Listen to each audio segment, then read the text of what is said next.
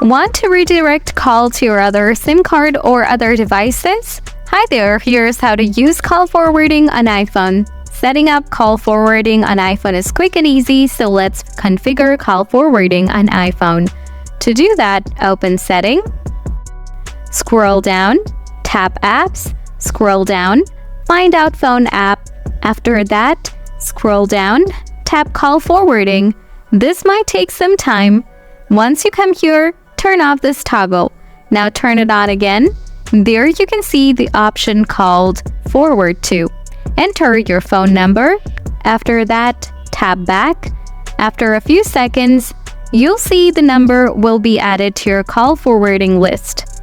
Quickly after that, open Setting, tap Enable ID, scroll down, tap iCloud, tap C all right next to Save to iCloud.